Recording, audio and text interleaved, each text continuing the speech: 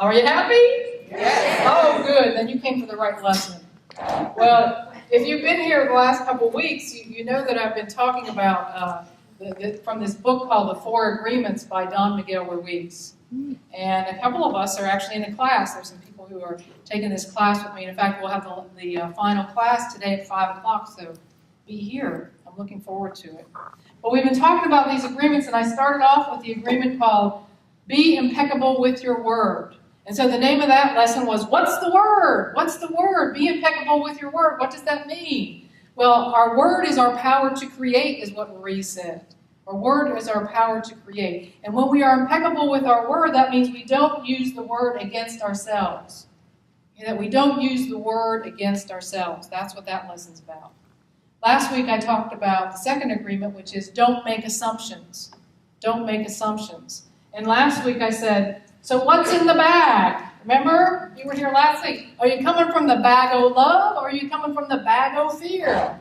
Right? And we talked about that and what the difference, because when we're coming from love, a lot of times what other people say that may have been hurtful, it just comes right off of us. It doesn't stick. It's like Teflon. It just rolls right off. But if we're coming from our bag of fear, if we're coming from the idea of less than, and somebody throws a barb at us, if somebody throws emotional garbage at us, if they toss poison at us, it tends to stick. So we know to look at and be aware of what's in the bag. The third agreement is actually one called Don't Make Assumptions. And I'm not going to have time to talk about that in this series, but if I did, I would say, what's the story? Because we all make up lots of stories about stuff with very little evidence, don't we? We have vivid imaginations. And we want to make the littlest thing about this big. Think of it one when you've done it before. I know I've done it. I probably did it today. But we make up stories about things that just aren't true. The only place they're true is in our own minds. They're really not true out here. But the fourth agreement, and the one I want to talk about today, is called Always Do Your Best. Always do your best. And so the name of this lesson is, what's it all about? What's it all about? What is it to do your best? Well, Ruiz says doing your best is taking action because you love it. Taking action because you love it. Not because you're obligated to do it, or you have to show up, or you need to be recognized. You need some of that pat on the back. That's why I'm doing. You do it because you love it. You love it. It makes you happy. You're happy when you do it. And here's the point when some people are thinking, well, not everything I do in my life is happy. There are some things that are just not happy things. They're just not joy-filled things. There are some serious things that we do, and they're not happy things sometimes.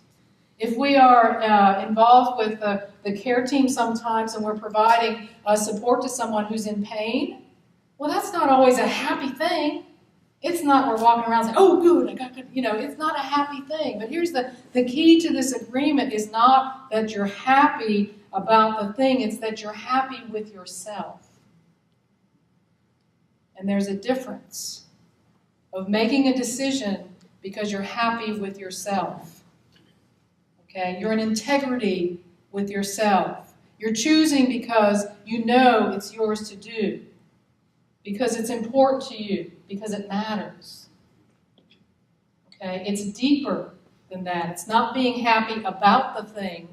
It's being happy because you're happy with yourself. You're happy how you respond in a certain situation.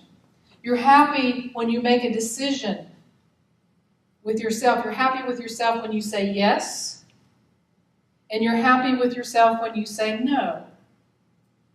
It's conscious decision making. We have to become aware. In order to always do our best, we have to become aware of the choices we're making. Okay? And then we can stay in integrity with what we want to be. We can stay in integrity with how we want to be. And we can make a choice based on it feeling happy to us, of us feeling happy with ourselves. Because always doing your best starts there. And when we do that, when we're making conscious decisions, you'll notice that you can follow the urge of spirit. You'll actually be able to recognize it. And you'll be able to say, yes, this is mine to do, or no, it's not. You'll be able to recognize that, yes, I have this skill and talent that I can offer. You'll be able to recognize it. When you're always doing your best, you're asking yourself questions like, is this who I really am? Is this who I want to be? If I say yes to this, does it fulfill my desire to offer the gift that I am in this way? Is this what it's all about? Is my heart going to be wide open if I make this decision and go in this direction? Will it fulfill me no matter the action? That's the question we need to ask. And we can ask it in the most mundane ways also. And Ruiz has a story about this that I want to read as an example. He says this, for example, most people go to work every day just thinking of payday. Did you ever do that? I heard a couple of chuckles. I'm like, well, of course. Why else would I go to work? And the money they will get from doing the work they're doing. They can hardly wait for Friday or Saturday, whatever day they receive their money, and can take time off. They are working for the reward. And as a result, they resist the work. They try to avoid the action, and it becomes difficult, and they don't do their best. We could say I instead of they in the sentences, couldn't we? I work so hard all week long, maybe all of my life even, suffering the work, suffering the action, not because I like to do it, but because I feel I have to do it. I have to pay my bills. I have to support my family. I have to put gas in the car. I have to do... Well, if you do that, you're not doing your best, and it gets frustrating. And when you do receive the money, you're unhappy. You have 2 days to rest, and it's not enough. It's not enough money. It's not enough time. And then you're back to doing the same thing over again. Because we're resisting that, right? And if we're resisting it, we're not doing our best. Here's what I have to say. No matter what action you take, you can love the action because of what value it has for you. My Renee loves a clean bathroom. She loves that bathroom to be sparkling. Me, I look over the crud all the time.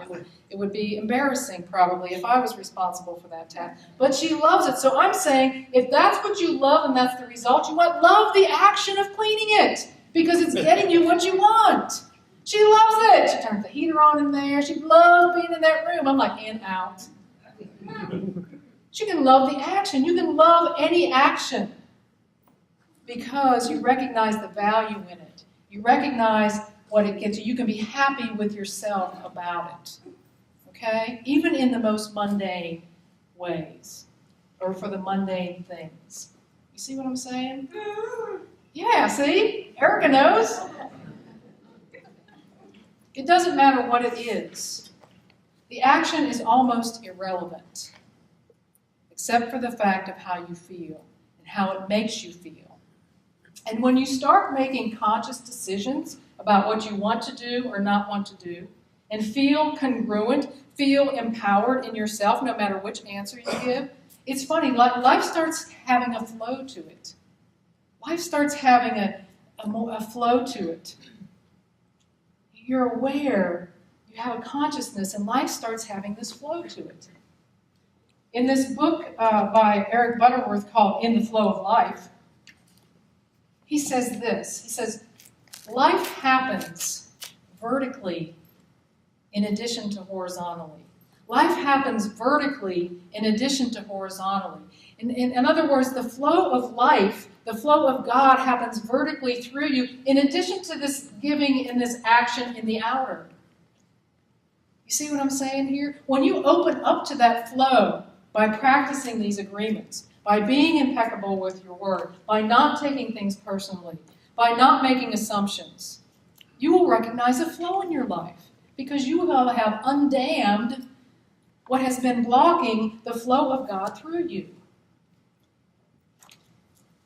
Here's an aphorism from Patanjali that Butterworth quotes in his book. He says, as the removal of earth by a farmer digging a ditch opens up a channel for water to flow to his crops, so the removal of obstacles by the student opens up a channel for cosmic energy to flow into his being, for cosmic energy, for God, for whatever name you call it, to flow. Butterworth says, we do not create it, we do not create the flow, nor do we start or stop the flow. We simply accept it, giving it our consent to the natural flow of God through us, of spirit, of divine mind, of pure potential, of all possibility. That is what the presence of God really is. You say it every Sunday here. There is one presence and one power in my life and in the universe.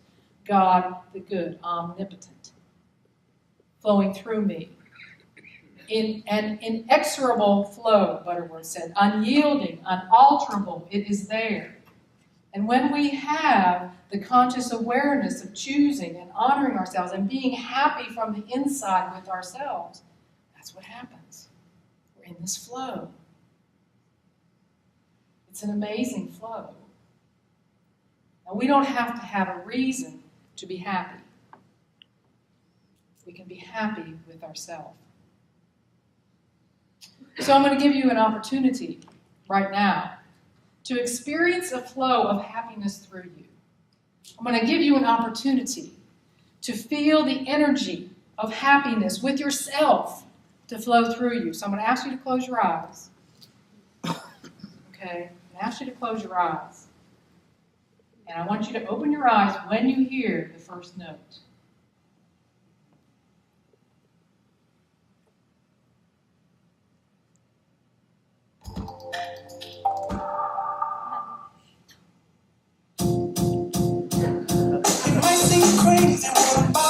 Feel the flow.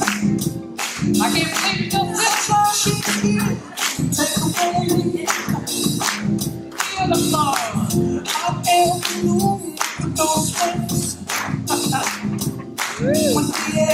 I don't care about the pain, because I'm happy if you feel like I'm running this out. Because I'm happy alone if you feel like happiness is the truth. Because I'm happy alone if you know that happiness is you. Happy alone if you feel that's what you want to do. And come back news like this and that. Baby, oh my God, they're gonna hold tight. I should probably warn you, I can just stop.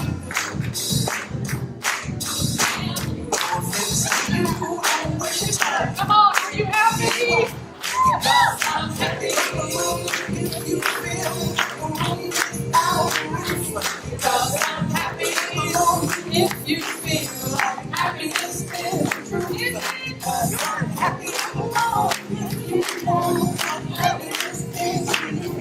Because I'm happy alone if you feel like that's what you want to do. Bring me down, ain't nothing. Bring me down, my level's too high. Bring me down, ain't nothing. Bring me down, bring me down, ain't nothing. Bring me down, the level's too high. Bring me down, ain't nothing. Bring me down, I'm alone if you feel like holding me down. I'm alone if you feel like happiness is the best. Where are we? If you know happiness is you. I'm alone if you feel like that's what you want to do. Because I'm alone if you feel like I'm alone if you feel like happiness is the truth. Because I'm alone happiness is you. I'm alone if you feel like that's what you want to do. Bring me down, bring me down, bring me down. Promise me I'll be there. And me there. I said, yeah, alone if you feel yeah, alone if you feel happiness is true. Yeah, alone if you know happiness is you. Yeah, alone if you feel that's what you want to do. Happy alone if you feel alone out of room. Happy alone if you feel happiness in the truth. Happy alone if you know what happiness is you. Happy alone if you feel that's what you want to do.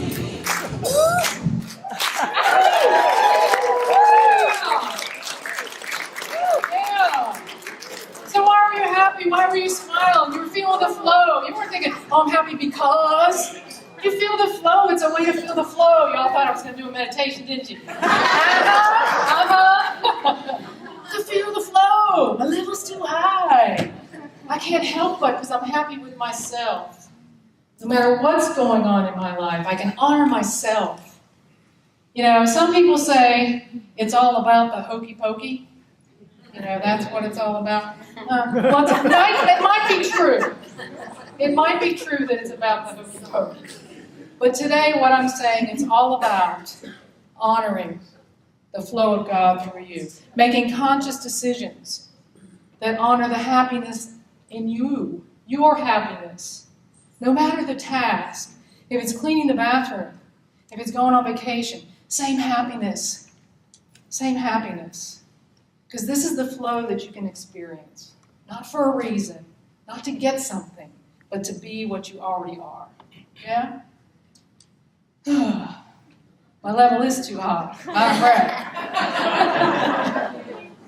So here's what we have to practice.